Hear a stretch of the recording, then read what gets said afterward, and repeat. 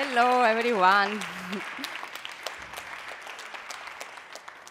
So I'm very happy again to be here to introduce the last panel of our 3-day symposium. And I cannot really believe we are here at this point now.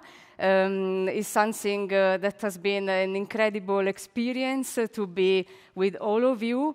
With very incredible and fantastic speakers, with a wonderful team. And I want to start this introduction by saying thanks to everyone, thanks to Haghpanah-Shirwan, and thanks to the wonderful speakers that we had today for these 3 days, and we will still have.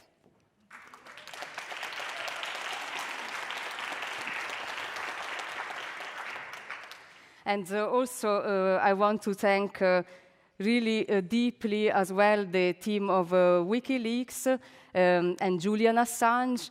That has been a really great part of inspiration for this whole event. And really thanks for being here, all of you, and thanks to all the whistleblowers as well.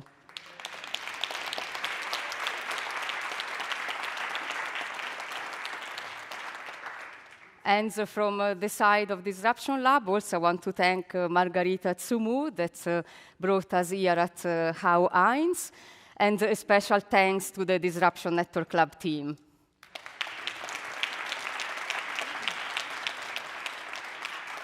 So I wanted to say all these thanks because there is a great panel to introduce, but this was also my last introduction. And then we will go in the flow of the conference with the topic of art as evidence.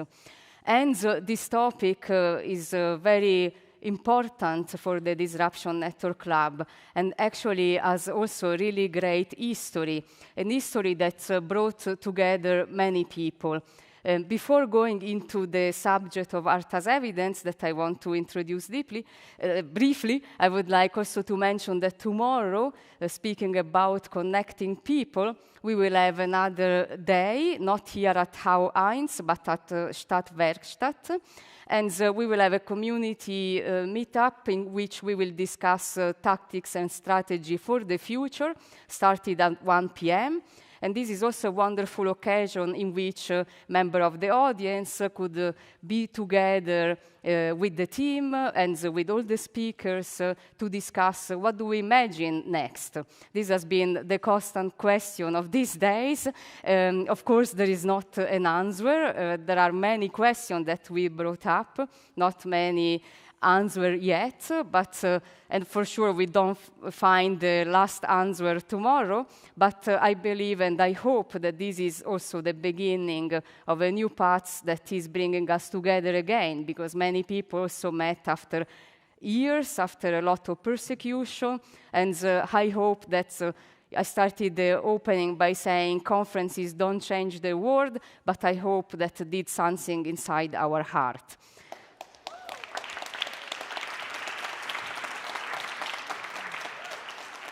Thank you. And so about art as evidence. I want to say that this specific concept was brought at Transmediale 2014 in a panel that I was moderated together with Laura Poitras, Jay Kappelbaum, and Trevon Paglen. And with this concept, we were discussing why art is important to produce evidence, and why it is important to do so through facts, but also through emotions, through creativity, and to a completely different medium. Something that I want to mention that actually also WikiLeaks did that, and happened in 2009 with the project 9/11 Tragedy Pager Intercept. That was a very interesting project that is still possible to see online, in which there were 570,000 confidential pager messages from different officials during 9/11. And so pagers messages from the Pentagon, the FBI, the New York police, and this was broadcasted on the WikiLeaks website, also at any anniversary of 9/11. And in this perspective could be considered a work of art as evidence. And it's very important to also make this notice, because this also goes into the discourse of the different spans of work that WikiLeaks touch. And now we enter into the depth of this panel, in which there will be really great speakers that I'm very happy to have here at the Disruption Network Club and at this conference. But I will introduce the moderator, that then will introduce all the others. Becky Haghpanah-Shirwan. She's the director of Apolitical, that is and she's also an art historian and curator, and has been working for a long time on socio-political art. That is also the core of Apolitical. And important to say that in 2023, for the 4th anniversary of the detention of Julian Assange in Belmarsh, Apolitical organized a great conference together also with the Wow Holland Foundation called States of Violence. And many of the people that are here in this panel were also a part of the exhibition.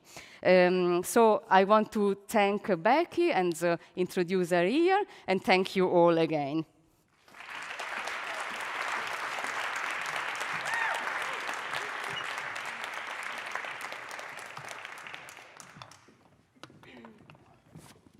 Hello. Hi, everyone. I just wanted to say thank you to Tatiana for amazing 3 days. We're the final panel, as you know, so thank you very much for staying here. I will introduce the artists in a second. First, I wanted to say something about why we're here. I want to talk today not only about the ways in which the information leaked by WikiLeaks has been used by artists, but also how the mentality of revelation has permeated into the cultural domain, and at what cost. So it's a great pleasure to share the stage with 4 very important artists, all very different in their methodologies, but united in a belief that contemporary art is never neutral. The format will be that I will whiz through their biographies and then start asking questions. So Davide, hello, welcome. He is a sculptor and a visual artist. He has participated in multiple biennales and held solo exhibitions in Rome, Turin, and Milan.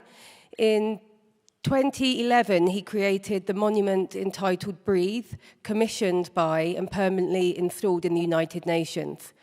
And also later, Anything to Say, which we'll be coming to in great detail. Davide works in Rome, teaching sculpture and drawing at the Rome University of Fine Arts.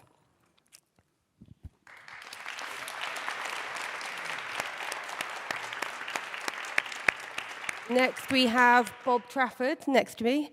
He is Assistant Director of Forensic Architecture, an interdisciplinary research agency based at Goldsmiths University in London, operating across human rights, journalism, architecture, art and aesthetics, academia and the law. He is also Deputy Director at Forensis, Forensic Architecture's sister agency based here in Berlin.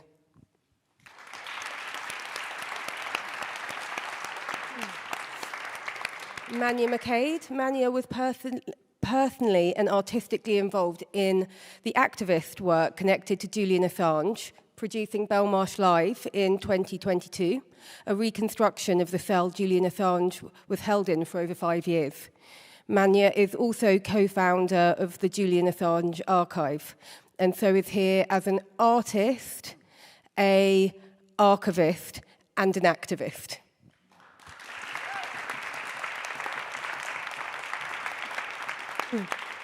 Then at the end, we have Institute for Dissent and Datalove. Datalove is a loose collective comprised of hackers, artists, activists, and tinkerers. It is primarily concerned with the defense of free speech, promoting autonomy and solidarity. Datalove's outputs are transmedia, from cassette tapes, newspapers, encyclopedic publication to participatory works. And here we are joined by their avatar. Hello, Do you like to say something about yourself? Yes, of course, I can tell you a lot of things about myself, but I'm not allowed to. No, I can say I'm a little bit in a flux state as being an avatar and speaking on behalf of the collective. And I'm connected to them via this iPad. Better would be, I should be connected to them, and I'm not. So there we are at the core problem of our times, actually. If we want to organize and do something, we have to have connection, safe connection. I don't have any at all right now. So my flux state allows me, though, as a good avatar, to also talk for myself. I'm sensible, I have an own mind, and we'll see. Okay, we'll come back to you. Thank you.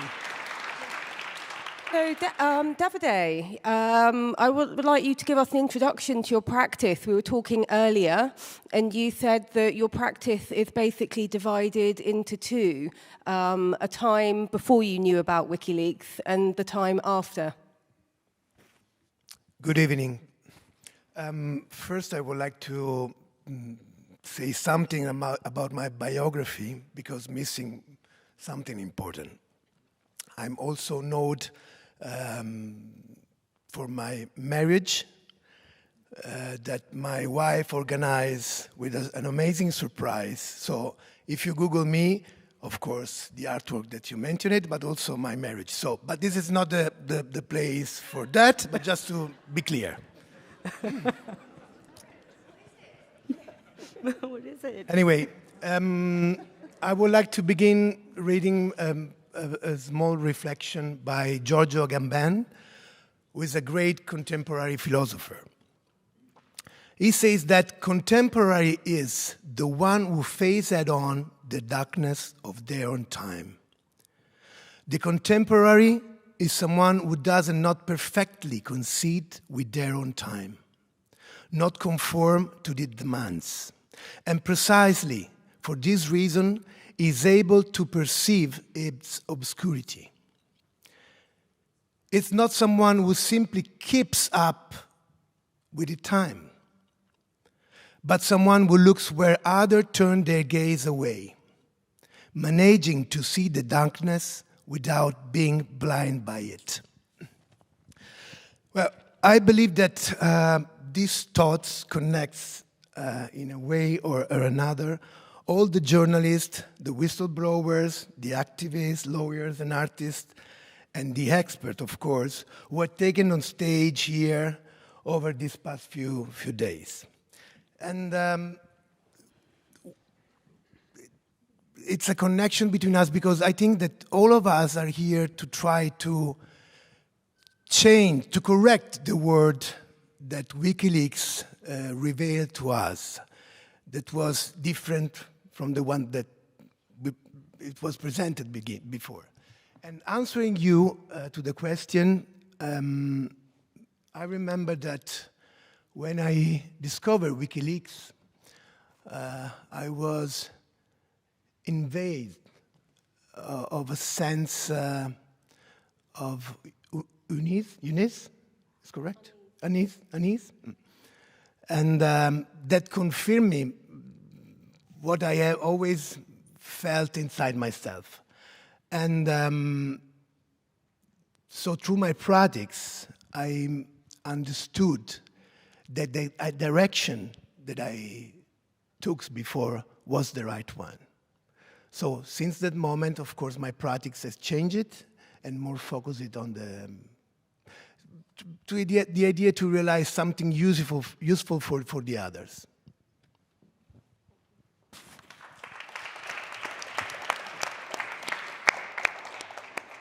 Now, Bob, it would be good to understand the trajectory of forensic architecture in relation to WikiLeaks' own story, your methodology specifically. Sure, thank you. Thanks very much, everybody, for having us here tonight. As was mentioned, I'm representing two sister agencies here tonight, Forensic Architecture in London and Forensis, based here in Berlin. And our mandate is to develop digital technologies and to deploy them in investigative research. We use 3D digital environments, 3D reconstruction, and analysis of time-based media. Digital environments for us are venues to bring together multiple forms of evidence, whether that's scientific data, whether it's image and video, whether it's testimony. And we bring these complexes of evidence together always, our motivation is always to support the pursuit of accountability by communities and individuals and families who are at the front lines of state violence, repression, surveillance, dispossession, and human rights violations. Now, I suppose I'm on this panel today because our work is at home equally in galleries as it is in courtrooms. You'll find us exhibiting elsewhere in Berlin later this year, at the same time as our work is being cited in the generational case against Israel at the ICJ for the genocide in Gaza. Thank you. Now, I came to this work as a journalist. I was raised and sort of trained in the foothills of mainstream media in the UK, and it's been quite a revelatory journey to enter into a practice like this, which sees accountability as a multi-forum pursuit, that the pursuit of justice and transparency is something which needs to occur across the legal, political, social, activist, and cultural domains. And I feel like that's something that my panelists, my fellow panelists here both share and evidence themselves. Now, WikiLeaks' most significant and defining interventions, I hope it's fair to say, came around the dawn of the 2010s. And this was really a couple of years prior to Forensic Architecture's own origin story. It was a couple of years ahead of the rise to ubiquity of social media. So by the early mid-2010s, we're talking about the golden age of Facebook, the early years of Instagram. It was a fertile environment, a new information ecosystem, an environment which gave rise to what we called the open source revolution. It was from this point that we began to hear about OSINT reporting, OSI, open source investigation. And Forensic Architecture, along with organizations like Airwars and Bellingcat, were really kind of at the forefront of this, this sort of revolution, as it was. New sources of digital data were everywhere, whether that was satellite imagery, images, videos, tendering documents, government contracts. Suddenly there was a tremendous complex of information that was available, and those of us in civil society that could piece together that information and develop new tools for interrogating and presenting that information had the opportunity to steal a march on states. One of the images that I'd hoped to show was recalling our 2017 investigation into the presence of US Special Forces at a base run by the Cameroonian military. To be very short about it, what we were able to do was use images that were found on Facebook profiles of US military contractors to prove that Navy SEALs were very likely aware, thank you, there it is, were very likely aware of torture and killing being carried out by the US partners in the Cameroonian military. But I offer up this investigation because it's really an example of a forensic architecture investigation from a bygone age. What happened as a result of this investigation when we published was that the US suspended military aid to Cameroon. There were a number of internal inquiries in the US Army. John McCain and others asked questions in the US Congress. It felt like we might get some sort of change out of it. It sort of sometimes feels like a quaint image to expect that kind of change out of this kind of reporting in our present age of impunity. The reason I mention it is because in 2017, this kind of investigative research and reporting on military violations operated in light of, really oriented by Collateral Murder, the seminal 2010 publication by WikiLeaks, of course. And here I see how forensic architecture and WikiLeaks, we share something. We both sought to get behind the wall, the cordon, behind which states hold their secrets, behind which they hide their crimes. But we use, interestingly, kind of diametrically opposed means. Forensic architecture pieces together fragments of information that leak out over that wall. We piece them together, if you like, to build a ladder, to climb up and look over that wall and see what secrets lie behind. Whereas the work of WikiLeaks, of course, started from the other side of that wall and facilitated the heroic act of whistleblowers to smash open that wall and allow the information to flow out. But as I say, both functioned within an information environment which seems to have passed us by. We operated on the assumption that by publicly exposing evidence of military violence, by corroborated image evidence, civil society could prompt legal structures, national and international, to render some kind of justice. And as I say, that seems rather quaint in our current age of impunity, and indeed we saw between then and now how those seeds for this age of impunity were planted. Chelsea Manning and others were brutally punished for their acts of heroism.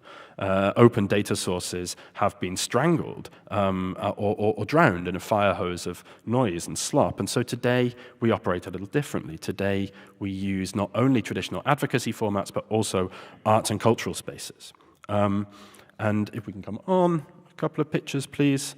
Jonas?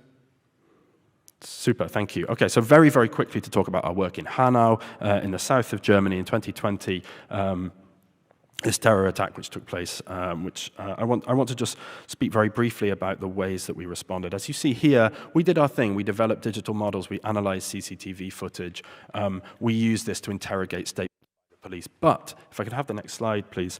Our enduring contribution in this case has been the production of an exhibition. The exhibition 3 Doors, which has been shown now 6 times in Germany and also in Istanbul, showed us that there was a way to use gallery spaces as an antidote to the failures of legal and political processes to render justice, which we are, this failure that we feel all around us.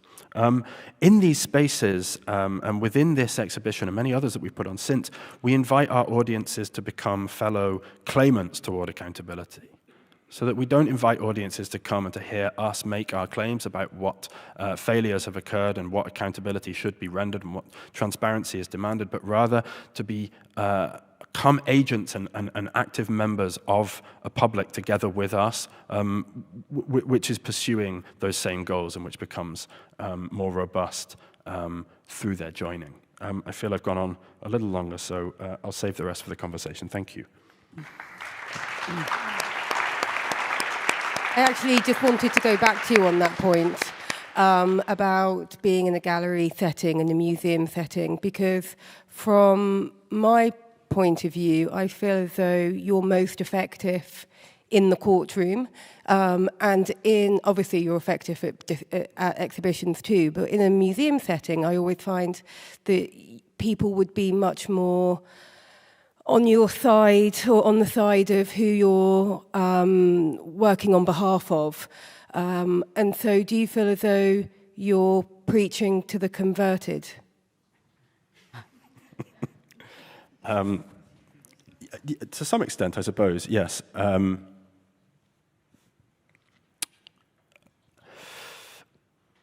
There is a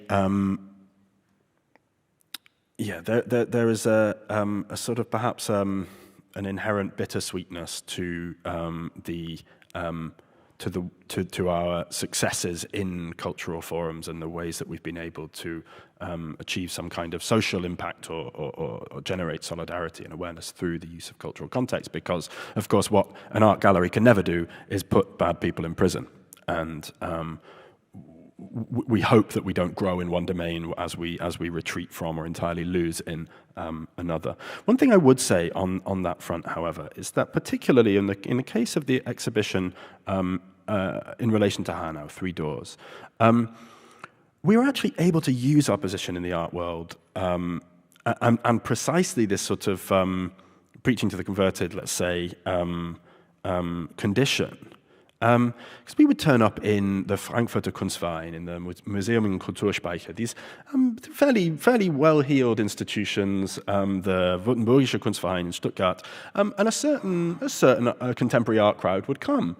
And we would kind of slap them in the face a little bit and say, you know, what you're going to hear about today is the pain of marginalized communities and the double violence that these marginalized communities who exist somewhat invisibly around you are experiencing. That's the violence not only of right-wing terror, the kinetic violence, the violence that kills their children, but also the enduring violence of ignorance, of malpractice, of state failure. And so I think what we found in some of those examples is that audiences of very well-to-do white Germans would come and they would find themselves listening to stories directly from the mouths of the mothers and fathers whose children were killed in this attack, and they would find themselves bonded to that story in ways that they didn't expect. Thank you.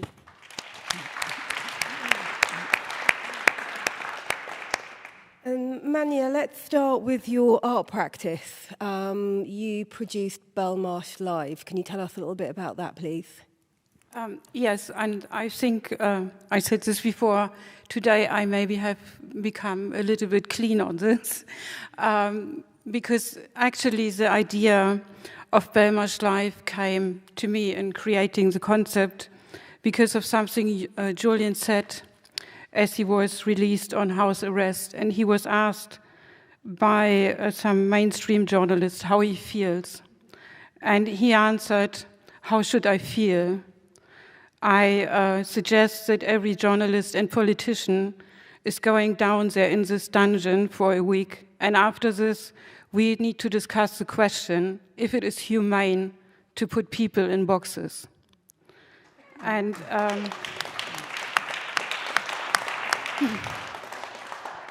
this stuck with me very much. First of all, because at this point the mainstream media already tried to paint a picture of Julian of being narcissistic, and I think they even invented offensive words for someone. And as well, because I at the time worked in a juvenile prison and went down there as an artist and painted with the boys there. I always call them my boys. And there was one situation which connects then also again to WikiLeaks and to Julian. There was a boy, at the first time I was there in prison and painted with them. He was not there at the beginning. And then we called the wing and asked why he is not there. And he said he insists that the artist personally come to pick him up from his cell. So I said, okay, we're doing this. What he wanted to do is he wanted to show me the cell. So they opened the door and he opened up his arms so I could see. I think they have here in Germany 2 more square meters than Julian had.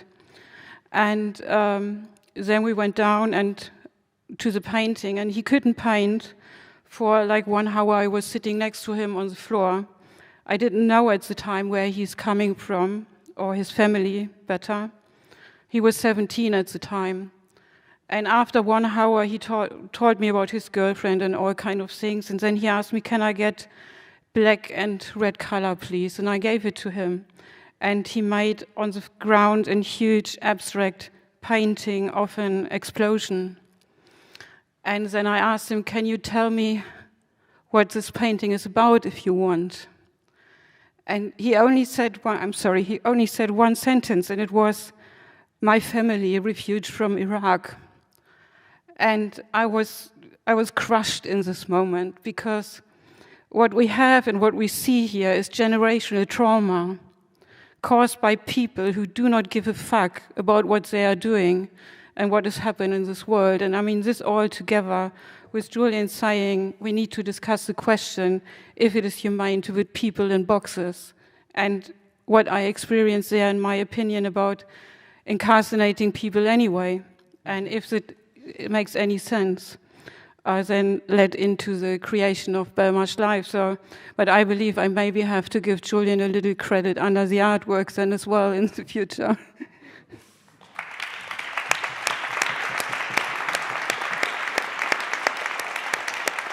And so Belmarsh Live, could you explain exactly what it is? Because it toured all around during the campaign trail, didn't it? Yeah, it is actually, the original cell was created in a gallery in Leipzig where I was creating an exhibition for Julian. And then the idea came about to take it out of the gallery context and bring it on the road. So I was then supported financially to put it on a trailer. And then, off we go. And the first time we presented Belmarsh live was actually at the Noisy Leaks exhibition here in Berlin. And this is thanks to Davide, who put me in contact at the time with the curators of the exhibition. So we could show Belmarsh live here. And it is Julian's cell created on a trailer and with a bed, a table, a chair, metal toilet, and people could go in there. And we also had then a sound file running with the original sound of Belmarsh. So this extremely noise Julian had to experience all the time over the day. And people could go in there, and it was about feeling what's going on. Go in there and feel it.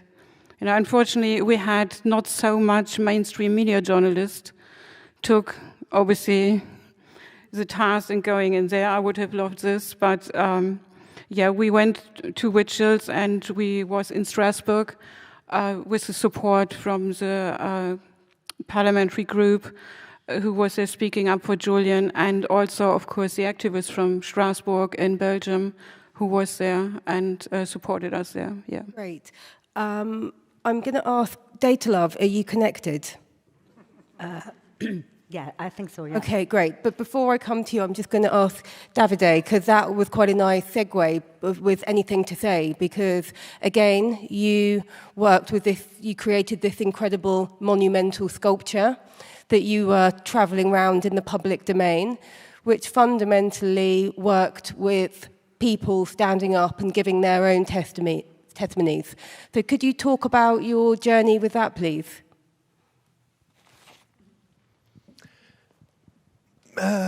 Yes, I can.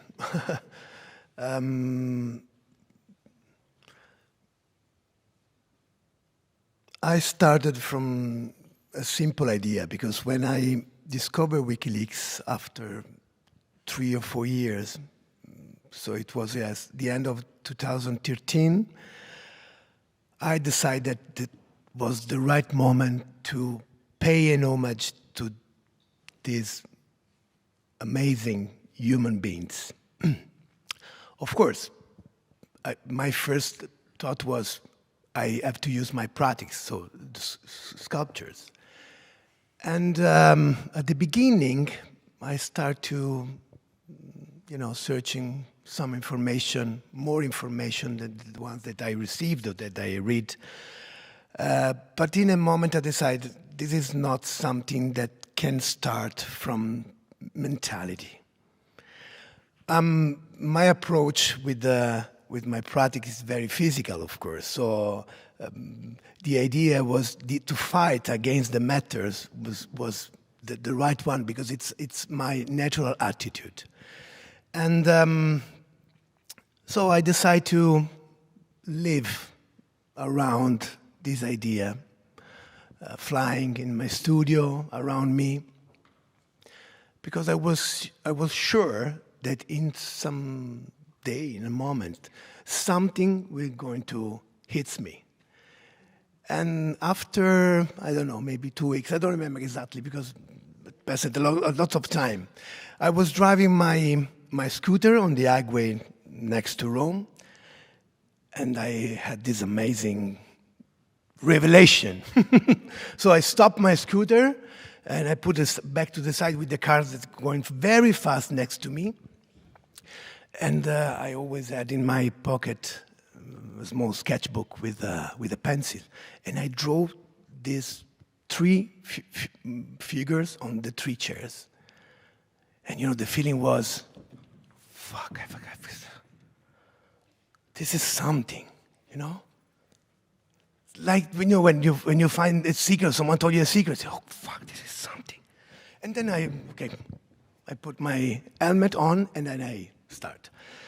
With the idea I said, I have to forget what I did before. And the night when I arrived at home, I, put the objects inside the pockets on the table, and I found these small sketches. And I said, okay, now is the moment, maybe.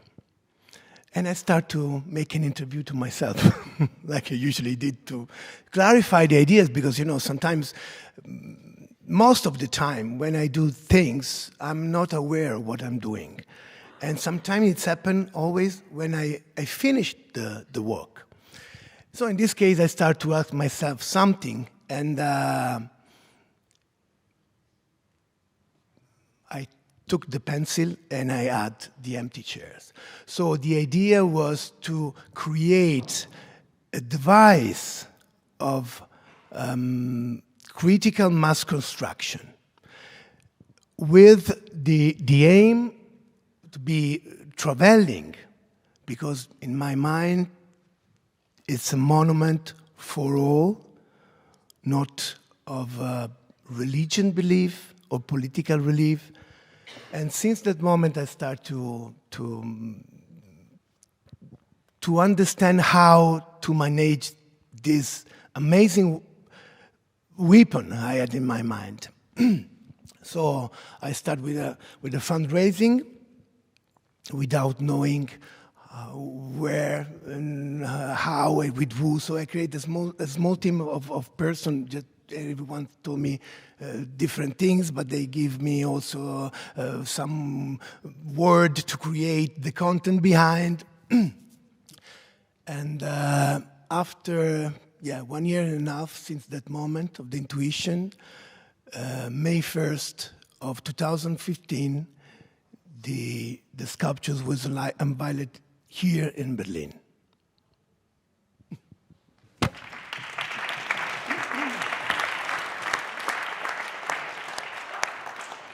Now, Datalove.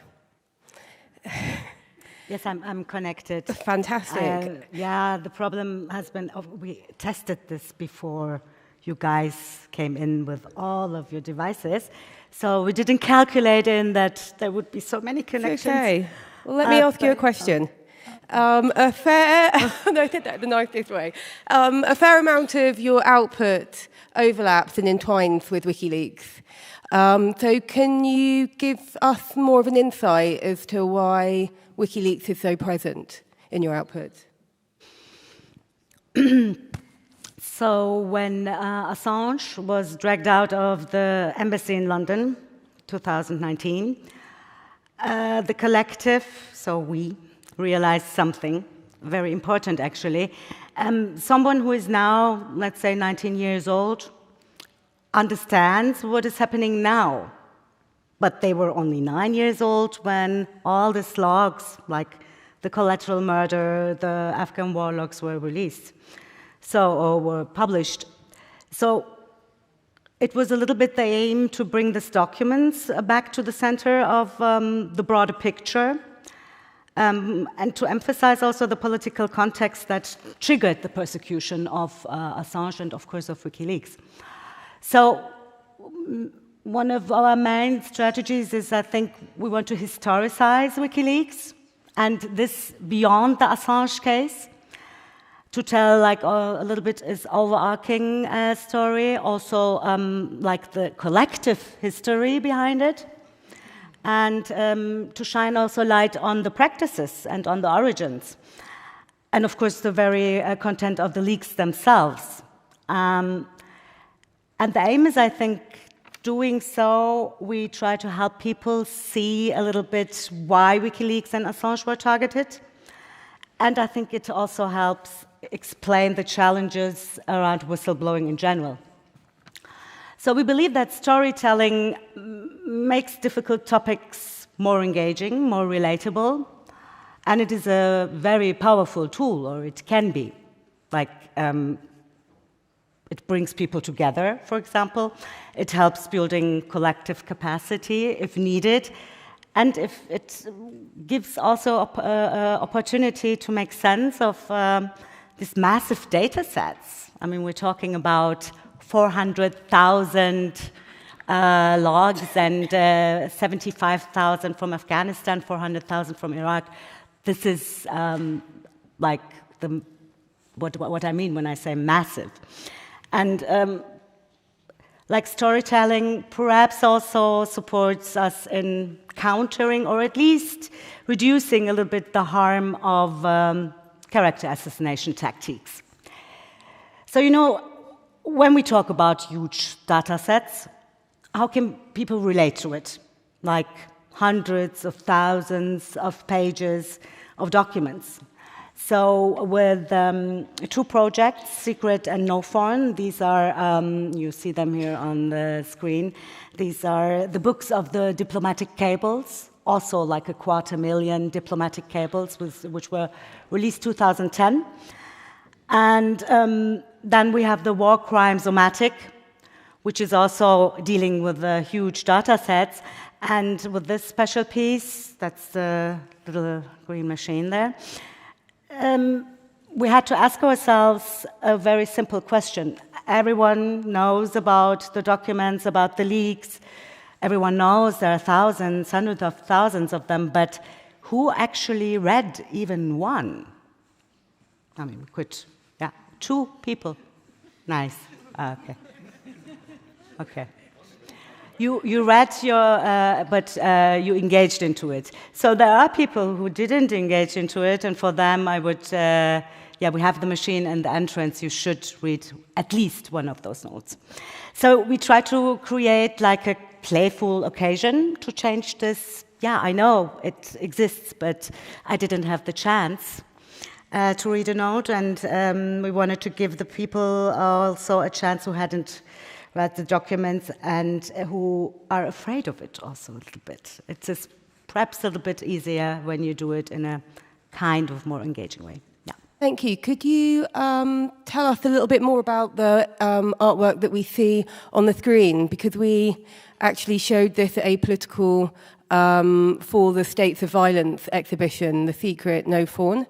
And it actually was quite an integral part of the exhibition, not only because actually the media picked up on this, and I was saying this to Bob beforehand, that in the interview around the exhibition, it was explained to the journalist that if anyone was to come in and hold the book, read the cable, someone even put a cable in their back pocket without them knowing, they could be legally prosecuted under the same jurisdiction as Assange was being held in Belmarsh for. So the media went wild, and they called the Home Office, who said it was a matter for America. But what I found the most interesting for this was the monumentality of it, and it was only 6.2 or 6.6% of all of the high category legal. All the high category cables, so from this one particular leak. I think I've just explained it, but could you, anything more that we can say about this? Because it is fascinating. Well, we could say a lot of things. I mean, it's very fascinating. It's 3 meters long. It's just 6% of the diplomatic cables, actually. And it's like 46,661 pages. Some describe the books as a kind of query art, as it is giving a material form and a physical presence to a database query, which you do like inside of a huge data set. And I mean, you have to imagine the work you have to do to, you have to really dive into these diplomatic cables to be able to make 66 volumes out of it. And these books have given, I think, countless occasions for past buyers to just grab a volume, read a cable or two, or maybe sit down also the whole afternoon and reading and learning about geopolitical secrets. And during our research to building the artwork, we ended up in some sort of archaeological journey into the WikiLeaks archive.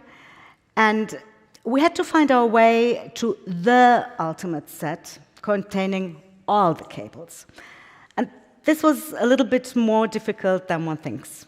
So, and in some ways we had to do the work investigative journalists supposed to do, or they do it when they dive into huge data sets to, yeah, and I think the collective and the institute had to put themselves in their shoes, what this means actually. Thank you. And now a more general question to all of you about why you choose the medium of art to communicate your message. We've heard over the last 3 days journalists, whistleblowers, lots of different practices and means of communication. What do you feel that art allows that other spaces don't? Would like to go first? Anyone? Anyone? I can hear you. You can't hear me? I can hear you. So have you asked me something? Why art? Yeah, what did it give? What did it allow you? What did? It's for everyone, but yeah. Because I was just gazing around. You are the artist. Who would like to go you are first? the I'm going to say artist. Manja. Manja, please. Take control. Oh, wow. Well, first of all, of course, because I am an artist. And Nina Simone once said something very meaningful. She said, how can you be an artist and not reflect times? So when we reflect as an artist the time, we are called to create works which support and inspire other people to take action to, let's say, let me call it this way, bring these bastards down once and for all. You know, so, I mean, Julian said, I love to crush bastards, so let's do it with art, you know.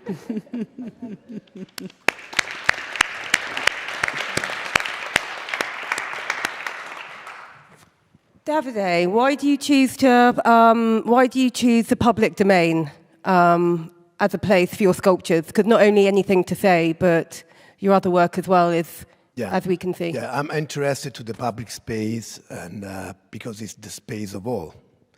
And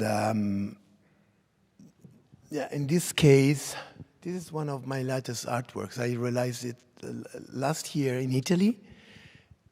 On the 25th of April, that it's the liberation in Italy, right, Stefania? Yes. Can you confirm me this? Yes. And I was invited to thinking about a land art project, and I used this amazing quote from the Greek poet Dino Kostant. I don't remember the surname. I'm sorry. Dino Kostant. I don't remember anyway. And this is in Italian, and the translation is: "They tried to bury us. They didn't know we were seeds." And I realize this phrase amazing because I believe that it's really the essence of the resistance in raw clay. So after some weeks or months, the ground absorbed the clay and the phrase disappeared completely. I like the idea to do something not permanent, because when you create something permanent, you know, most of the square are full of monuments that the government or someone imposed to us. I like when there's something, when you can create something that could stay for a short time in that place. So, and the question was, why the public space? Yes, sorry. I'm sorry. You've answered it, I think. Okay.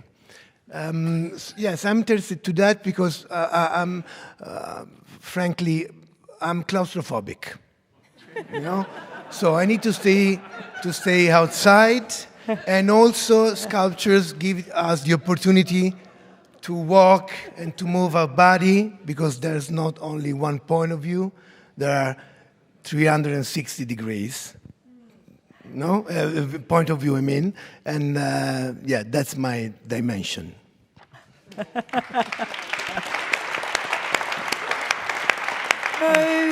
Manja, I'd like to talk about the archive, if that's okay. I think it's the first time that you've been speaking about the archive publicly.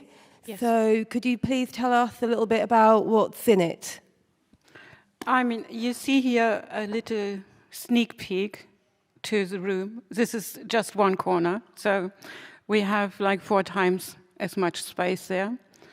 And in the picture, you see, for instance, all Julian's books he had at the embassy and in Belmarsh. In these boxes is material from which is sent to us over the time already. Yeah, I mean, we have obviously, it is protest material. We have personal stuff from Julian, from the embassy, like his desk. And typewriter we see here, yes. So we have this stuff in the archive, because you just asked what we have in there, yeah. But I mean, the idea behind the archive originally was, I think, you know, I need to, maybe this is now, as Julian was free, I remember my husband said to me on the day, "Oh, great, I have my wife back." Because the past 5 years, you know, I was on the road continuously and at vigils. And 2 weeks later, I said to him, "Well, I have to tell you something. We are starting now an archive." So, and he said, "Okay, you know." Yeah. And the archive, originally, we started it at a place where I had my studio in Dessau, and I painted a big painting of Julian for this building, because the owner was a big supporter, or is a big supporter of Julian as well. So there the original idea of an archive came about. And then I was in contact with Chloe and Joseph, and they came to visit. And I think it was a week later, I got a voice message on Signal from Chloe and said, "Yeah, well, we decided to send you Julian's items from the embassy and all the letters and so." And I think I fall down on the floor in my studio at the moment because I was thinking, gosh, okay. So, yeah, you see Julian's leather jacket here, where he made several speeches from the embassy, which is part. And so, what do you? I've just said we've got 20 minutes left, and I just think we've just finished the introductions. So I would just want to speed up a bit, but we've got a lot to cover. What are your plans for the archive? Because for me, I'm talking about this in the notion of evidence, actually, and what you have there is the biggest trove of evidence of the successful kind of grassroots campaign for justice. Yes. And so it's kind of a monumental thing, and so how can you utilize that effectively to tell the story, to mobilize people, to educate? I mean, first, in the original plan of the archive, I obviously wrote to every vigil. I had contact data to send in the material, because I need to make this point as well, that this archive is also a space for every single action ever was taken for Julian by the activists on the street. And I think it needs a place where this is recorded, where their stories are told, their names are there, and I just like to mention 2 people, one here from Berlin, and also someone who is not with us anymore, but I believe every activist on this whole world knows the name Eric Levy from London. he was 90 years old, campaigning for Julian. He was at every court hearing. And I never met him in person, but I saw once a video where 8 policemen during the Corona time tried to get Eric away from the court. And man, they took some power, you know, because he fought back, you know. I was like thinking, this little man, 90 plus years, you know, it's absolutely amazing. And everybody knows Eric, everybody knows who he is. But I think he needs to be mentioned.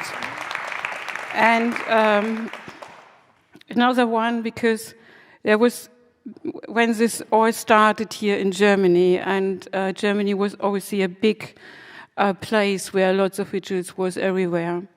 But here was one activist, his name is Patrick, and he was standing in 2018 with a sign with Chelsea Manning on in the front of the Brandenburg Gate. And from there, everything else started as well. So, and I want this place that every story is told. We have a Substack page for the archive where we have around, I think it was today in the morning, 13,000 registered readers already. And we write articles, and I want that people send us their stories from the vigils, what you experienced, tell us your anecdotes. We also talk to whistleblowers and painting the whole picture.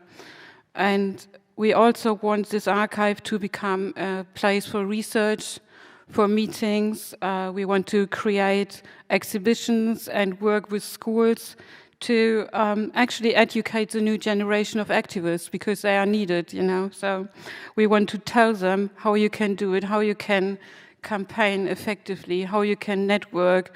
We want to show them how to even paint a poster, because we have this first hand-painted posters from some vigils where it was like Free Assange on a cardboard box, and people were standing there. This is where it started, and it ended up in big tents and visuals and big posters. Great activist was here also, Somerset Bean. He needs to be mentioned because he created big part of the visual campaign for Julian, and a website where people could download for free the visuals for printing their own flyers, their posters, their transparencies. So when you was in Leipzig, in Berlin, or even in Sydney, you saw the same poster of Julian and Free Julian. He even did it for you in all the languages. So yeah, and these needs places, and of course Julian's items in there to tell the story. Yeah. Thank you.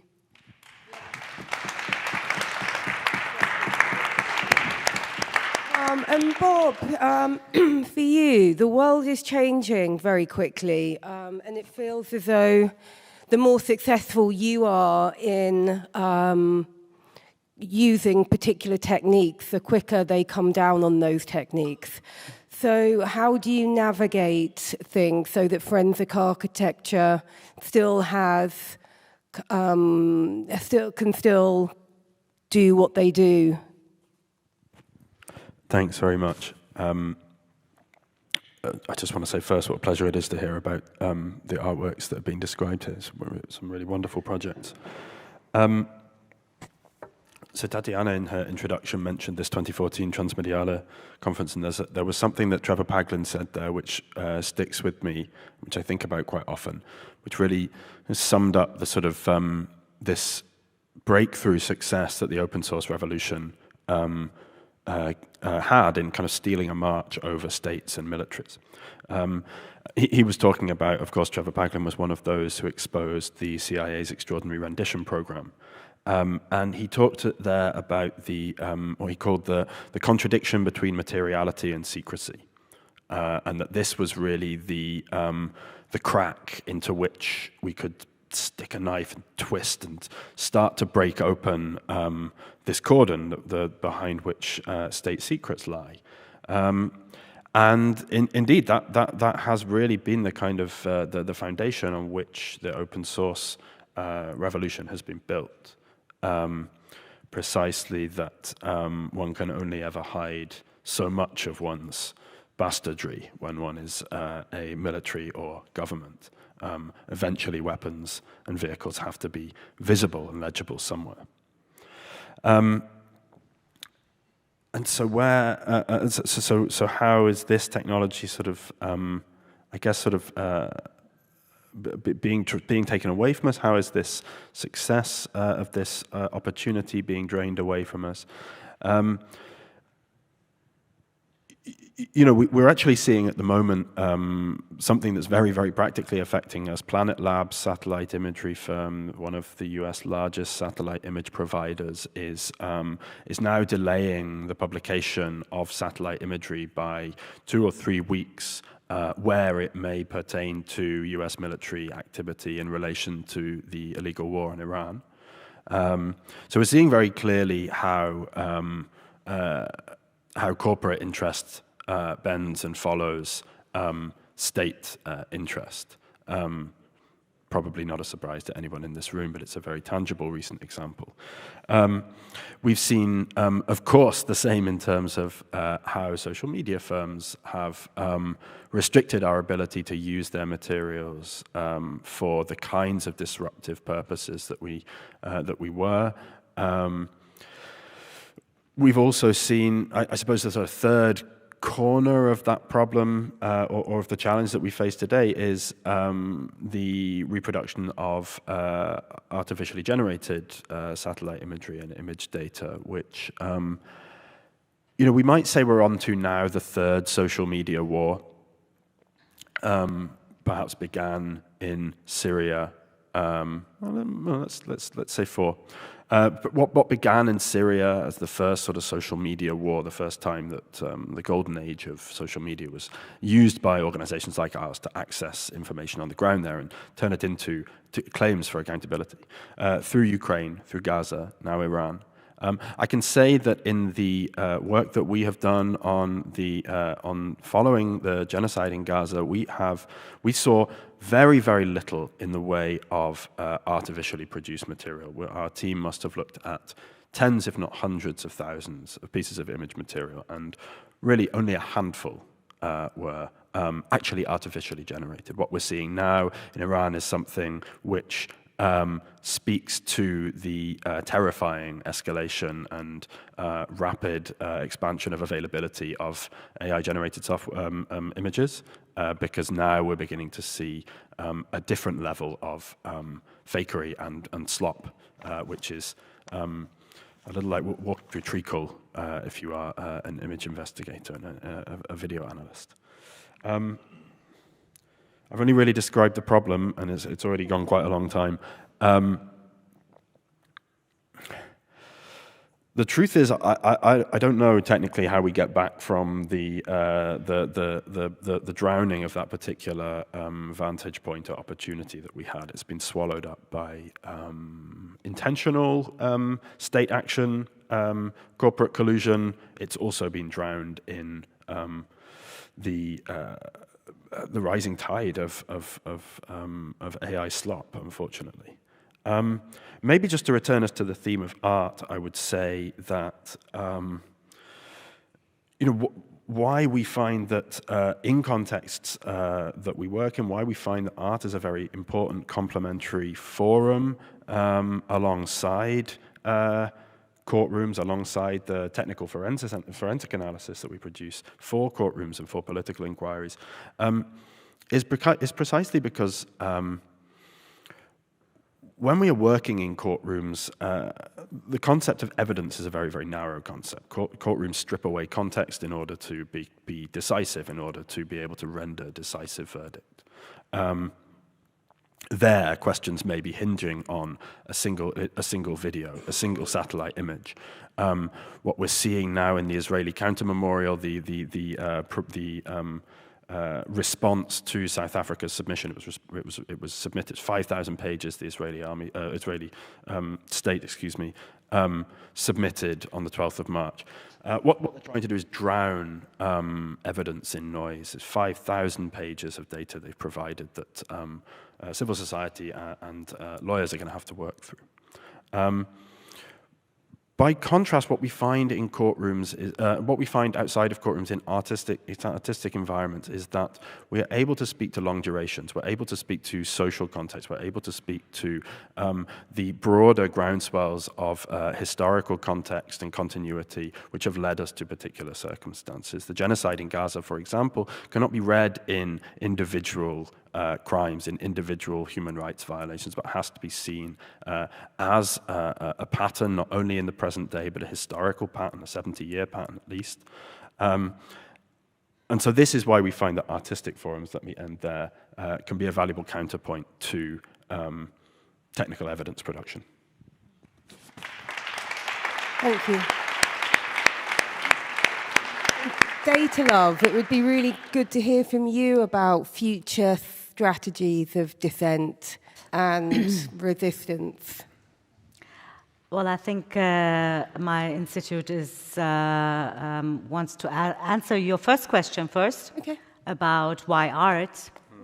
As you could also say, like, yeah, art collides with too serious topics or is too lush for some topics.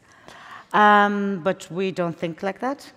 For us, art is sitting across a number of practices. Like, it is kind of a mix of some of us, for us activists, it is actually about the message and how to bring it to a wider audience, how to invent stories to captivate and also to mobilize. And it is also rooted in our hacker practice to playfully invent stuff, to bring things together, to take black boxes and shake them, to understand what they are about. And to reuse also free, liberal software, invent also new tools, which can be artistic also, and using decentralized services that can be reused or also abused. And it is a way to try to stitch together things that wouldn't necessarily belong together. So it is also about understanding the times we live in, like finding important things we want to show that resonate with our times, creating messages and stories in relatable and emotional ways also. So we try to combine those practices in a joyful way with the objective also to bringing people together. One may call this art, one may call this, some of us call it work toys, or one might call these tools also resources to empower activists and also their networks.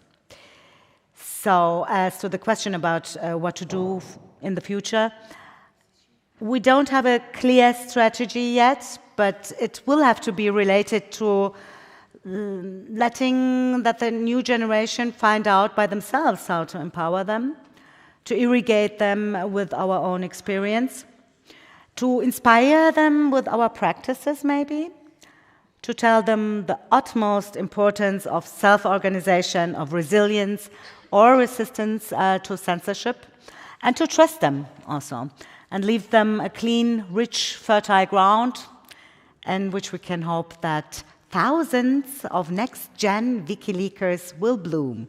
What a poetic ending. Fantastic. I should leave it there, but I have one more question. Davide, I would say in this moment of great upheaval, for young artists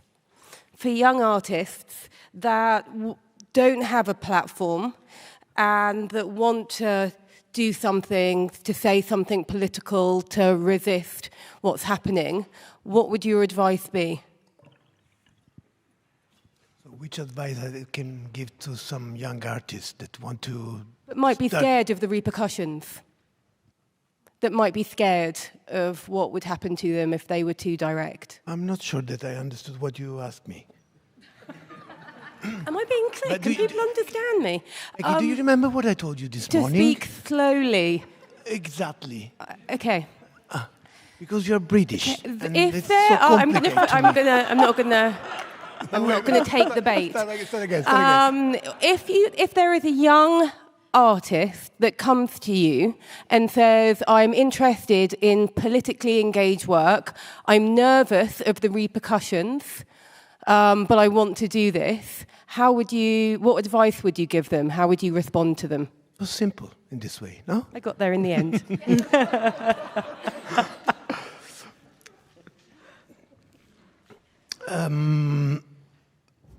I don't have advice to give. Nice. Just to be connected to own body and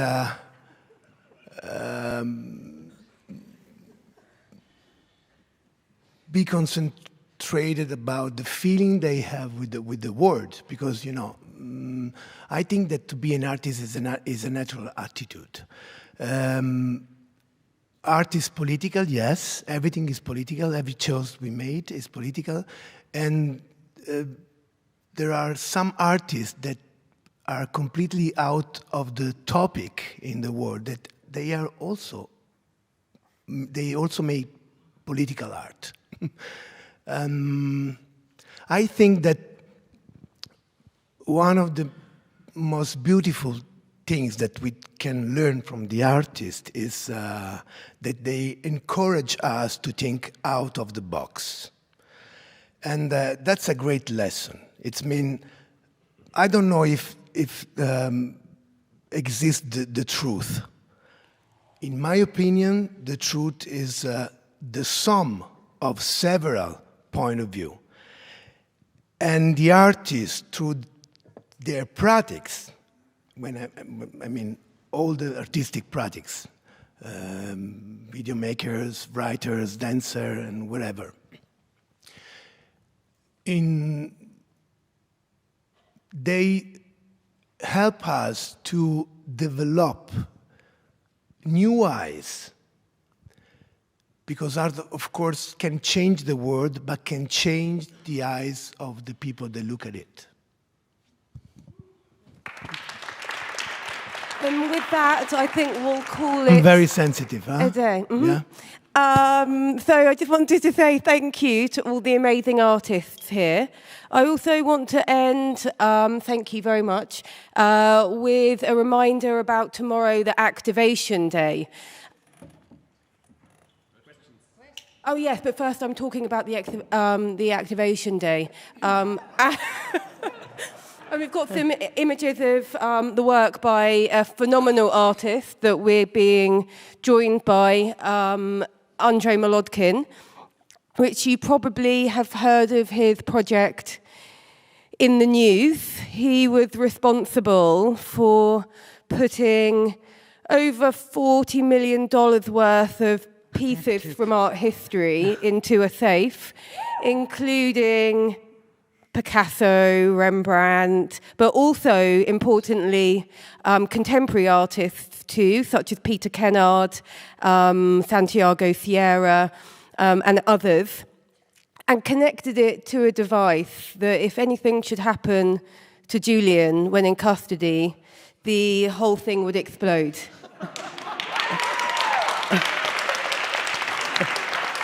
It was called Dead Man Switch. So he will be here tomorrow to talk. There's also one other that you should go and listen to him. He's got a lot to say. And then there's another work that he did which was really beautiful and really resonant to end with. It's called Data Freedom, and it's this enormous portrait produced out of ballpoint pen. And he left the date of Julian's, he left the area for the release date empty, and when Julian was freed, he came and finished it off. And so here it is, and then there's another image of it being shown in Bulgaria, the National Museum out there, alongside another work by Santiago Sierra on political prisoners.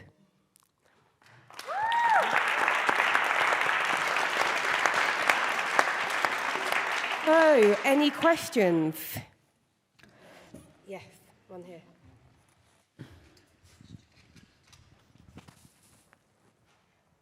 Thank you very much. I'm British, so I will talk slowly.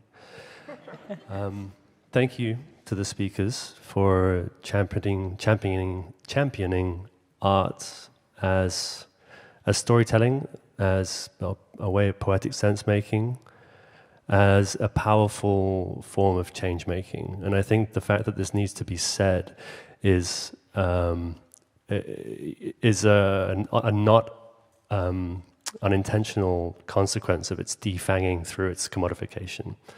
And I don't want to ask another question that could be perceived as rhetorical, right?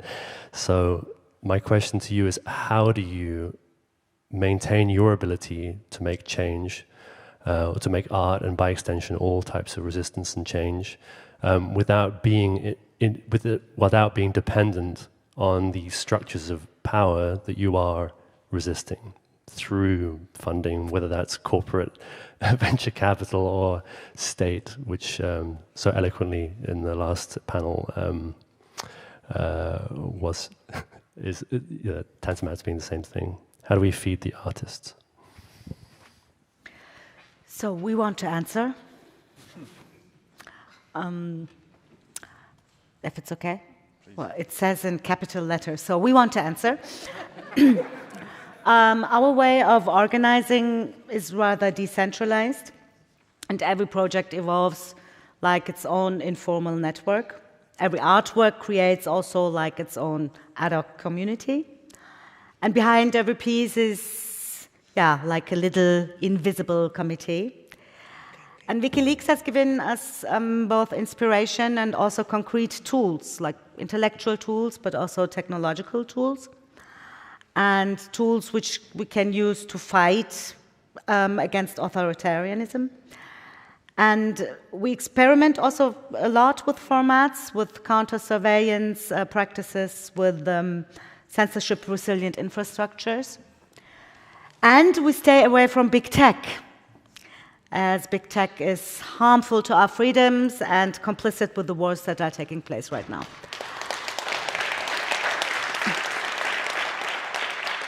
So we have no answer as to how to feed the artists, though. Our game, which will also take place tomorrow, is like we produced it on our own and without corporate money. WikiLeaks is the name. It's a two-player card game. You will see it also in the entrance. It is 100% self-published and funded by donations until now, and will stay this way. And every project evolves in its own way, and the way a public reacts also directs whether it will get funded and can continue. And our main point is to stay independent, to work for our independence, and embed it in our work.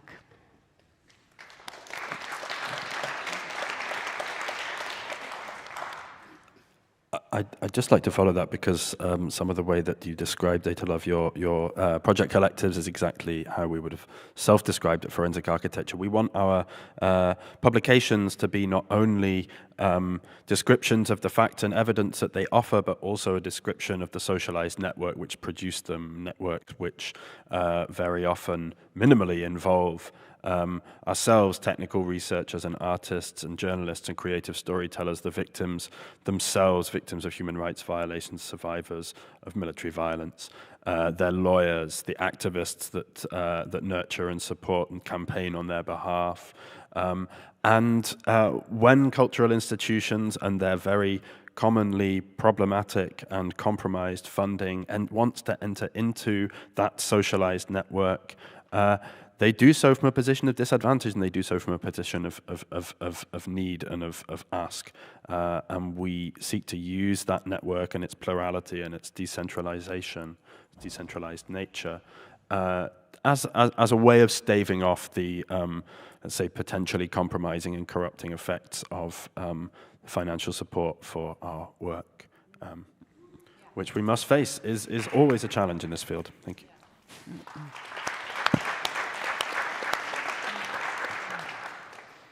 I would like to say something to this question too, but before, I would just like to mention someone I work with in the archive, and this is my Carmen, who's sitting in the audience, and give a big shout out to her here, because she's the one in the archive who's taking the pictures of every single item and puts them in a file and registers them. She's coming from she's a trained paralegal and worked as in a law firm in an archive. So she's doing this part. You know, I was allowed to help when we registered Julian's T-shirts to iron them. You know, so yeah, I had to iron the shirts, and Carmen took the pictures and registered them. But back to the question. I do feel, you know, I read something actually a week ago. It was from a curator of a gallery here in Berlin, and she said in order of your work being relevant, you need institutional validation.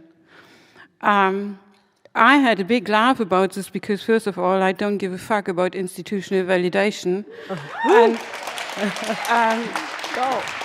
Because you need to look into these art institutes or art institutions and who are the financial backers of them, and their judgment of value or relevance of your work is going only so far how their sponsors allow. So, and some of them are the ones I don't want to be connected to as well. So I say the only validation I need for my work is my own consciousness, and create the work which is relevant. And somehow at some point, you know, I say sometimes, okay, when I don't, you know, make enough money for my daily life, then I maybe have to work some shifts in a bar. But this is what it is, you know, so this is how I see this.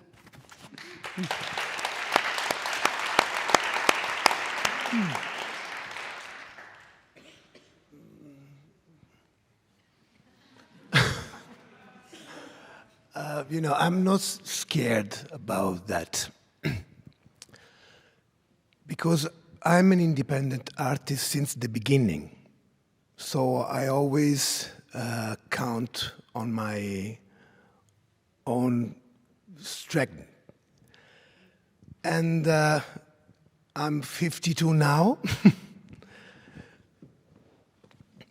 So I arrived at this point of my life pure. And I don't want to compromise. So this, that I, you know, I didn't pay any price because, as I told you, everything is natural. And you can't imagine, because before I told in a very funny story, a funny way, the story of the idea behind the artworks, anything to say. But for 10 years, I moved the weight of WikiLeaks on my own shoulder, and there are a lot of testify, all over the world. I use all my energy for that idea without any money. At the beginning, I was driving my truck with some friends, with Patrick and many other people, and finding connection with the cities, finding the permission to the city, because of course, the interesting things that sometimes the cities gave us the permission to put the statue in the square. So after that, nothing scared me.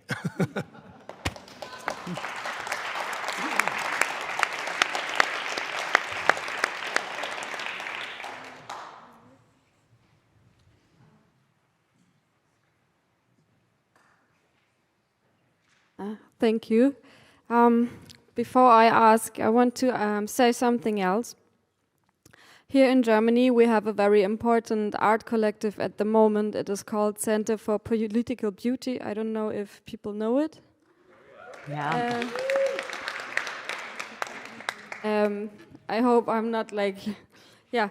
But they did an essential act of unmasking fascism a few months ago. They obtained the municipal permission to permanently install a memorial for Walter Lübcke right in front of the headquarters of our Conservative Party. Walter Lübcke was a conservative politician who was murdered by a right-wing extremist a few years ago. The memorial became instantly popular and many people came to pay their respects. It was flooded with flowers and popular artists sang at the opening. The Conservative Party refused to attend and decried the memorial as a tasteless attempt to instrumentalize the death of a human for political motives. They explicitly refused to distance themselves from our current Nazi party. Everyone was baffled for a second, and then clarity descended that the Conservative Party will again help the Nazi Party into power, because they have long been their draft horse again. If they'll get re-elected to do so, we will see. As an activist, I can only advise people to get the press before they do something big, force public authorities to permit on writing the planned project before you do it by means of lawyers. Also, if you want to find a different way, search for a language that authorities don't understand, but the people in the streets do. Something emotional that mirrors reality without clearly describing it. It worked for punk in the GDR. Okay, my question, sorry. That was very long. How optimistic are you that this type of art has the potential to swing the course of history around this time? If yes, what should we do to muster enough capacity for every inclined artist to join a concerted effort to shake society? I would like to say one sentence, but not as the avatar. I don't know. Is that okay? Yeah. I don't know if, I would not artworks or just communication works. I don't know if that can change history. I think changing history you can just do with social movements and with people doing stuff together. It's not just one little piece of discourse. And it's not discourse at all. So that would be like my personal answer to it.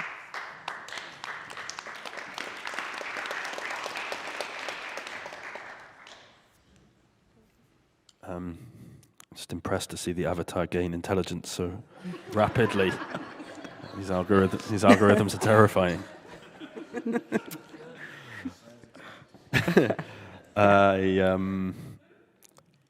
I got to be honest, personally, I struggle to be very optimistic in this moment. I have to take heart from the fact that fighting for accountability and justice and the world that we want to see has so often generationally been a fight that we have to begin again from defeat, and perhaps we are once again gathering ourselves to understand how to pursue the world that we wish for from another generational setback. Shall we go to an online question, or do you want to answer, Manja? Shall we go to an online question? Let's go to an online question. All right. Well, okay. My collective was answering, but it's okay. Carry on, no, please. No, they just told me, shut up. No. No. Well, no, we can switch to online questions. Okay. All right. Okay, Carry on. I had a question here. Would you say that your art is creating evidence of support and solidarity, or is evidence hidden in the art?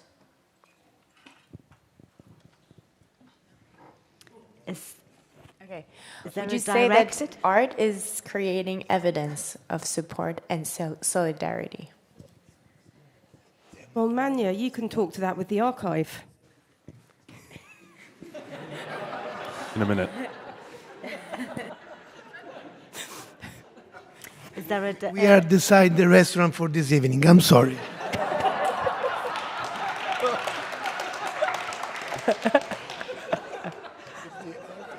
Is the question directed to a certain person? Will you take I didn't get it. Is your art creating evidence of solidarity?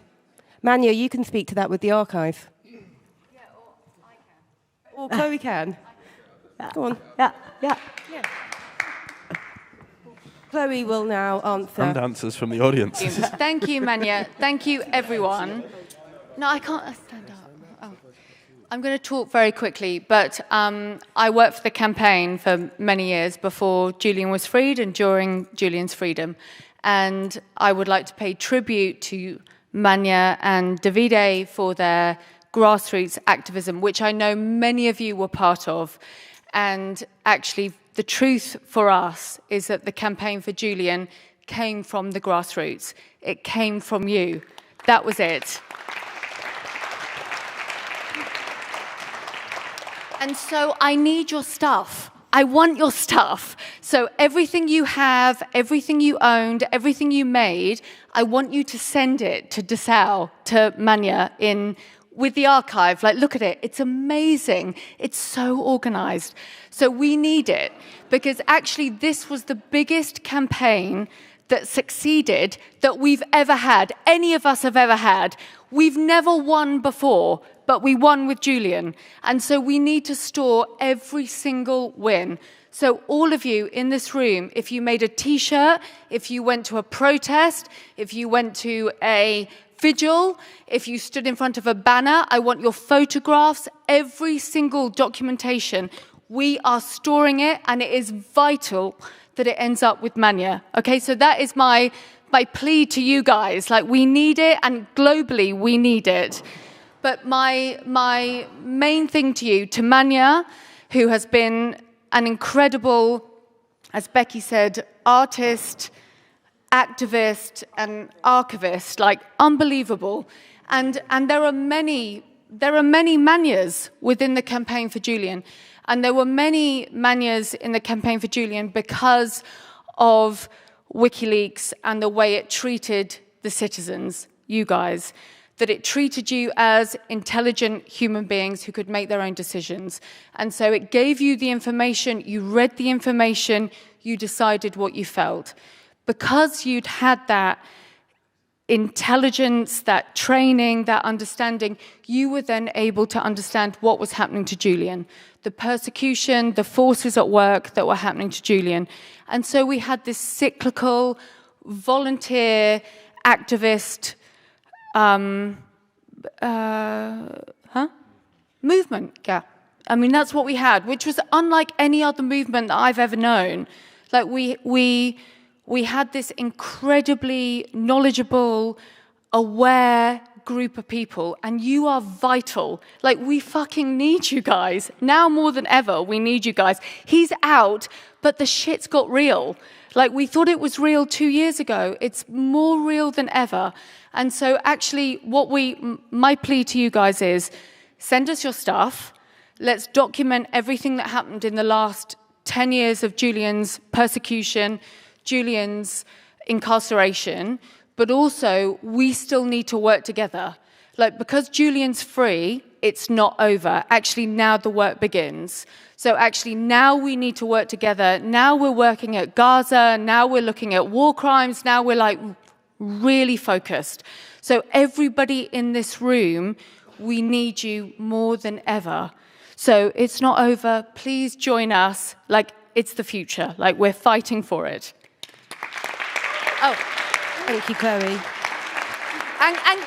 And come tomorrow. Come tomorrow. We have the Artist Activist Day. It's cool as fuck. Like, we need you here. Come tomorrow. We'll all hang out. It's going to be great. Yeah? No, it's a different location. I don't know where it is. Thanks, Chloe. Thank you. That was great. So everyone knows to... Oh, yes, fantastic. Kristen? Oh, everyone knows how to... I think you've got cards. You've been giving out cards about the archive. So you know how to communicate with Manja. Yes, there are little square cards at the info desk as well, and the lovely activist here from Berlin already shared at the entry, I think, the little cards with you, with the QR code, how you can get in touch with us and how you can support us at the archive. So thank you very much. Okay, any more questions? One over here, yes, at the back. Well, I came from the south, from Latin America, and well, I listened all these people, really good people, last 3 days. But I have a question as a journalist. Well, you're an artist. You sit here with your white privilege. What do you think about as an artist fan and talk about equally if you are white, like for understand, because I'm from the south, right? So I don't understand that kind of reflections from, because you are sit from the privilege. Okay, maybe Bob, you can talk to that about some of your case studies, what you've been doing.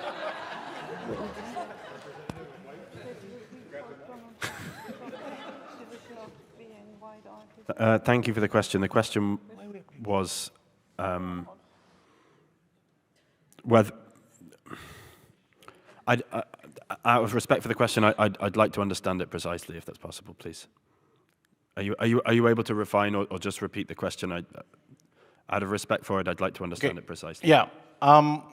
You talk about art. I understand your idea of art, but you talk about from your privilege, like the state gives you everything, so you sit in your chair and you have time.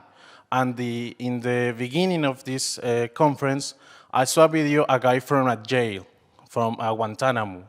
And it's really different thing art when you are in a jail, right? So that's the thing that I don't understand. How you are artist and the other guy is an artist, but you take that from make videos, everything, and all of these kind of events. I can only say that certainly one of the things that we try our hardest to keep in the front of our practice in forensic architecture is that we have been indeed very fortunate to become at times for moments a kind of darlings of a certain global north art world logic. We in the last year we were number 6 in the art review's most powerful artists in the world. Which it seems extraordinary to me and the group of other activist researchers that makes up our team. It's not something that we asked for. It's not something that we really expected. We were like between Steve McQueen and Nan Goldin. It was a very weird place to be. A rarefied air. I get what you mean. It feels like a long way away from the front lines that we're talking about.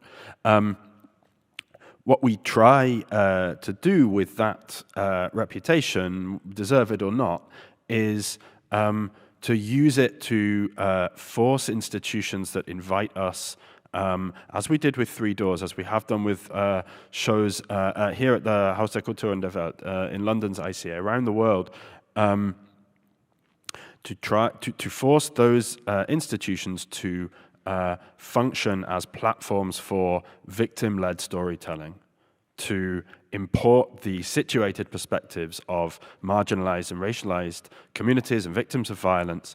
I don't say that we do this entirely successfully. Something that we aspire to is to make ourselves, in that respect, something of a through valve for the situated experience of marginalized, racialized global South communities whose casework we are working on and whose stories we are working with, to bring them into spaces like you see here, the Frankfurter Kunstverein, which is a pretty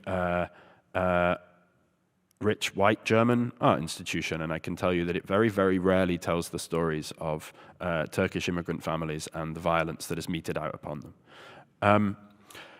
I should also say that one of the things that we've recognized doing this work over 15 years is that it's not possible to do this work anymore from behind desks in London and Berlin. What we need to do is to be at the front lines and in the communities whose stories we are supporting toward visibility. And that's why now we have a network that we call the Investigative Commons. It now has 12 or maybe even more locations, from Bogota to Mexico City, to Beirut, to Ramallah, as well as throughout Europe, we are doing our best to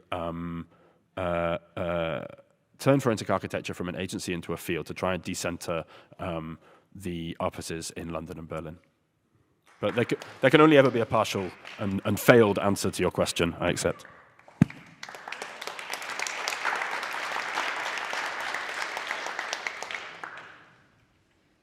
Yes, there's a question.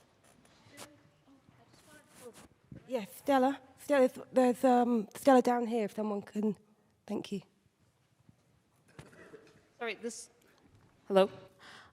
This doesn't, obviously I'm not speaking as an artist because I'm not an artist, but just speaking for global campaigns and trying to affect the world around you. I think one of the important things that we learned through the campaign was that you have to try to occupy every space. You have to occupy the streets. You have to occupy the corridors of power and the as in, speak to parliamentarians. The artists play a really important role in bridging a whole, the cultural space. And in terms of when you're trying to, strategize on how to really bring something from a dire situation into change down the track, you have to try to think about how to occupy every social space, every intellectual space. And as I said a couple of days ago, also think about how the type of, speak to people in terms of their own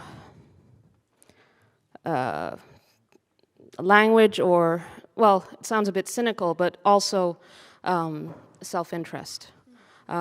Identify what the self-interest is of the different groups. And this isn't, manipulative. It's just trying to understand where people are coming from and try to find the common ground where you can shift things, because you do need a critical mass of people.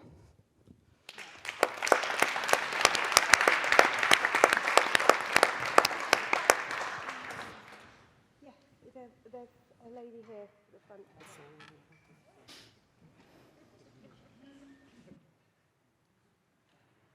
Thank you. I use this moment to tell you a little thing about which I think is rather important. I've been activist for Julian for years, and I'm old enough to remember another case of another successful case of somebody who's been sentenced to death even, and I mean Angela Davis. I don't know whether you are too young to know her, but it was in '72 when she was sentenced to death, and because of the huge and worldwide solidarity, she was at least the sentence was not fulfilled. I mean, she was released. It was Reagan at that time who ruled this US state, and they tried to kill her because she was an activist and very known at that time. And millions of people were engaged for her, and at least, well, and she's still living. She's a professor, and I always wondered why she did not say anything about Julian. I don't know whether she did, but I never heard about it.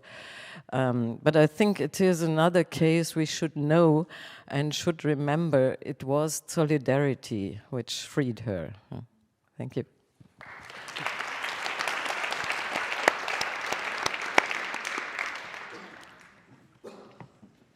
Wow, look at that. They give you 10 as a grade. Huh? It's the maximum. Huh? Any more questions? Max, I asked you vodka tonic, and you put me sparkling water.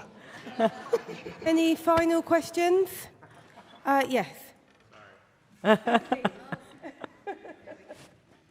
Thank you so much for the panel. I don't know if I'm right about this, but I remember being at NBK Laura Poitras opened a show, and forensics architecture at Yale Weissman was there. And there was an announcement about, I think it was Bellingcat and also forensic architecture having a space in Berlin where they would like have desks near each other. And I'm curious if you, being on a panel about WikiLeaks, how you would compare and contrast your relationship or your knowledge of and interest in Bellingcat's work with WikiLeaks, and how would you compare and contrast their values? For example, I really like what Manja had to say about putting people in boxes, quoting Julian, and I'm just curious because some of your theory of change kind of sounds like you want to put people in boxes, and that seems more Bellingcat than WikiLeaks, and I'm interested in how you see that. And speaking of which, how about that funding question? Because I'm very interested. I mean, like Bellingcat, you know, their funding is, and their sourcing is really interesting. I'm curious how that impacts your work, and I'm very curious if that's still true, if you guys share that space, and how you see looking in on the West or looking out on other places, which I think if you look at WikiLeaks' work, the focus was looking in on the West, from the West often, from whistleblowers in the West. And forensic architecture is going in the other direction, from the West looking, for example, at Israel, which is totally worth looking at because of the genocide. So I'm very curious how you see that and how the funding supports and whether you face some blowback. It's a simple question, I realize. It's an essentially impossible question to answer. Well, I mean, also, could you talk about white privilege? Sorry, I mean, it's not a punchline, obviously, yeah. But it kind of feels like you'd like to be talking to someone from Bellingcat, and that's not me. So we had a physical space, the Investigative Commons, which had desks with maybe 7 or 8 organizations in. It would come in at different times. For a short time, Bellingcat was one of those. They used one of those desks. I'm not here to condone or condemn Bellingcat's institutional politics. We're not that organization. We don't share their political positions or. But I'm also not going to sit on stage and trash talk them out of all of the organizations in the world that could be. Is that? I mean, but how would you compare the difference between WikiLeaks and Bellingcat in terms of the information they give you for your investigations? The information that they give us? Yeah, like if you're making an investigation. But we don't use information. I mean, the last time we partnered with Bellingcat on an investigation, I think was like 2019 or something. I don't know that we haven't partnered with WikiLeaks. I'm sorry. I guess I struggled to understand which part of the question I meant to answer.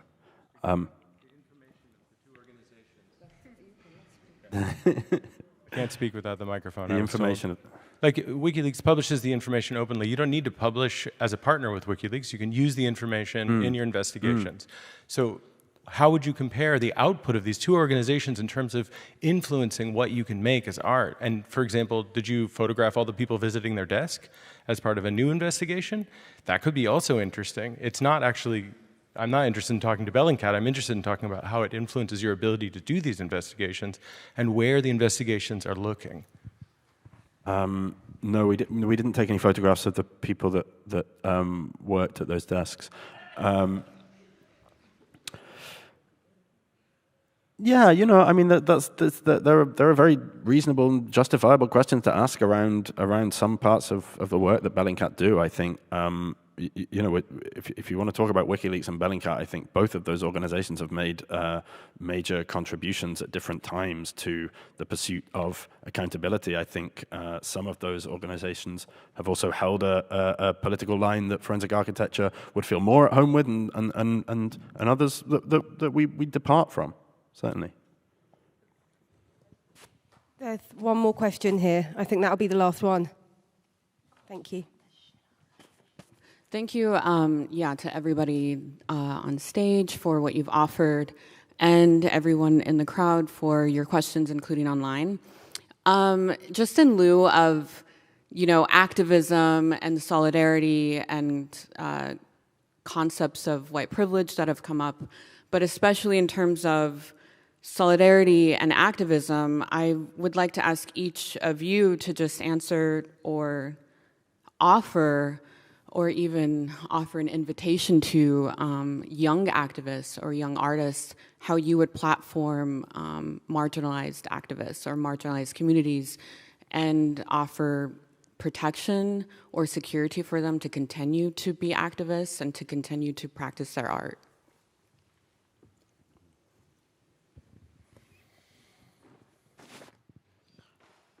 Well, one part of the archive, what we are doing, we will offer in the future workshops to specifically also young activists.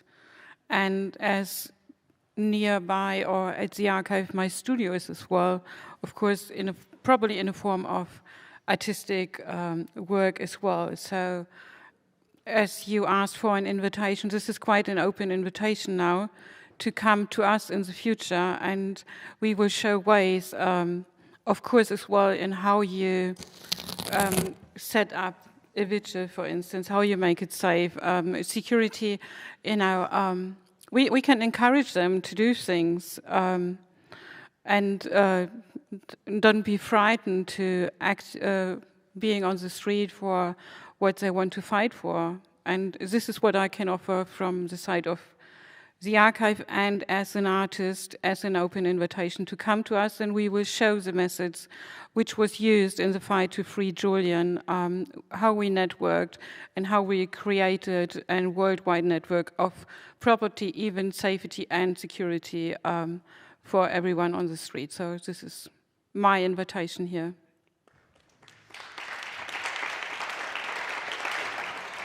Thank you very much for the question. I'd say from our perspective, it's about training and dissemination and skill sharing. We feel that we've developed a certain kind of methodology and practice which can be, that when commingled with other kinds of experience and perspective can be a valuable contributor to existing front lines. We don't go to environments to try to replicate or reproduce things which are knowledges which are already known. So, you know, as we have now tried through a partnership with universities in Ramallah and also throughout Southern America, we're looking to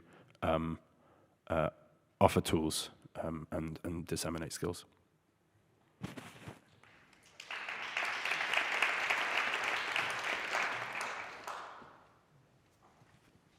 Datalove. You want me to answer? Okay. So,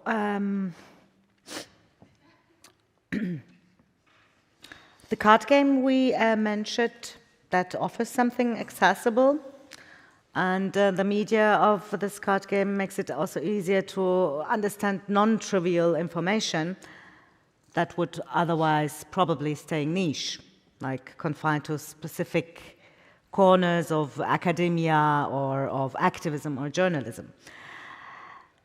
Think of the card game like as a media that teaches through play, and in a way we hope it also serves as an inoculation against manipulation of the public opinion. And we hope that works like this build resilience among networks of activists. So the networking forming tool, this is probably more important than the other strategies we have mentioned before.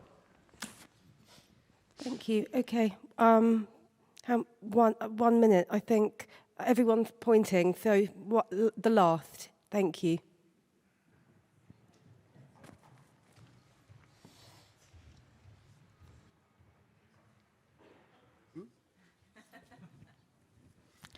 Hi, my question is for Davide. Is it possible that a moderator of the other panel asking question? Yes. Go for it. Davide, I have to buy you a beer after Why this. we don't talk in front of a glass of wine later? Okay. Huh? No, come on. Deepa, I'm kidding. Please, please. Actually, Davide, I was going to say that it was very powerful to see the people standing on the fourth empty chair with something to say. And I wondered what were for you some of the important moments when you took it around the various countries? The empty chair was a kind of pedestal, stage, space of dissent. And everyone that decide to climb on the chair decide to do it for several reasons, of course. And fortunately, nobody felt on it.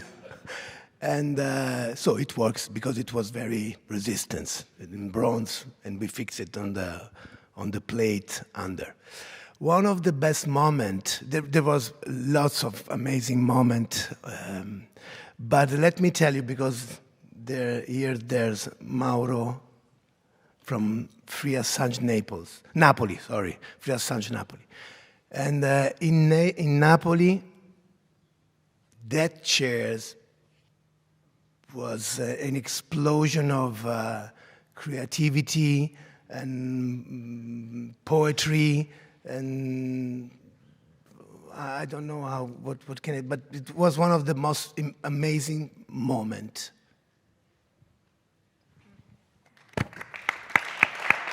Okay, thank you everyone. Thank you for staying with us. I think we're all going to a restaurant now. So, Davide, do you know which one? Did you guys decide? Sorry? The restaurant. Yeah, they're discussing. Thank you everyone. Thank you, changed Tatiana. place with me. I had your vodka.